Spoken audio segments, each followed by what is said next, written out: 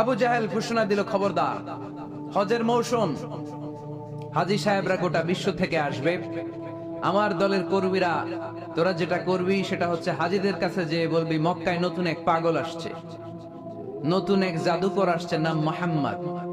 নাউজুবিল্লাহ পড়বেন না। খবরদার হাজী সাহেবেরা, এই পাগলের কাছে যেও না। সব হাজিরা গোটা বিশ্ব থেকে এসে মক্কার মিনা প্রান্তরে তাঁবুর ভিতরে ঢুকেছে। আর আবু জাহেলের টিম মেম্বাররা সব তাঁবুর ভিতরে উকি মাইরা কয়, খবরদার, নতুন পাগল আইছে। সবাই কয়, নাম কি? কয়, মুহাম্মদ। নতুন পাগল এসেছে, নাম মুহাম্মদ। নতুন জাদুকর এসেছে, তার নাম মুহাম্মদ। খবরদার, তার কাছে যেও না, তার কথা শোনো না, শুনলে তোমরাও পাগল হয়ে যাবা, তোমরাও পাগল হয়ে যাবে। সে এত বড় জাদুকর, মুহাম্মদ সাল্লাল্লাহু আলাইহি ওয়াসাল্লাম এত বড় জাদুকর, তার জাদু দেখলে, তার কথা শুনলে হাজবেন্ড ওয়াইফের মধ্যে সম্পর্ক বিচ্ছিন্ন হয়ে যায়।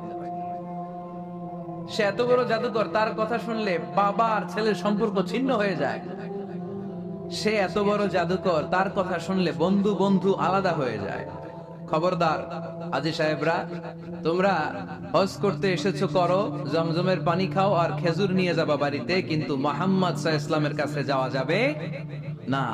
আচ্ছা, আপনারা বুঝে শুনে উত্তর দেন। এই যে লক্ষ লক্ষ হাজী মিনার তাঁবুতে বসা, আর আবু জাহেলের লোকটা যে বলল নতুন জাদুকরের নাম মুহাম্মদ, তার কাছে যেও না, এই লক্ষ লক্ষ হাজীরা এর আগে জীবনেও মুহাম্মদ সাল্লাল্লাহু আলাইহি ওয়াসাল্লামের নাম শুনছে? তার মানে মুহাম্মদ সাল্লাল্লাহু আলাইহি ওয়াসাল্লামের নাম তাদের কানে পৌঁছে দেওয়ার দায়িত্ব আবু জাহেল নিজেই নিয়ে নিয়েছে। চিল্লায় এখন ঠিক কি না? অপপ্রচার প্রচার হয়ে গিয়েছে। আর সবাই মনে মনে ভাবে, কয় কি, এত বড় জাদুকর, হজ করি আর না করি এর না দেখে যাওয়া যাবে না। হজ তাড়াতাড়ি কোন রকম সাইরা এই জাদুকরের কাছে আগে যাব, দেখি কেমন জাদু দেখায়, দেখি কত বড় ম্যাজিশিয়ান, দেখি তো কত বড় পাগলের। কারণ আল ইনসানু হারিসুন আলা মা মুনিআ, মানুষকে যেটা নিষেধ করা হয় বেশি, মানুষ এটা করতে চায়। যদি বলি ওদিকে যাবি না, ওর বাপের কিরা ওদিকে যাবে, ঠিক কি না? এটা আমাদের স্বভাব, আমাদের খাসলা, আমাদের বৈশিষ্ট্য। যেটা আমাদেরকে নিষেধ করা হয় বেশি, ওটা করতে মন চায়।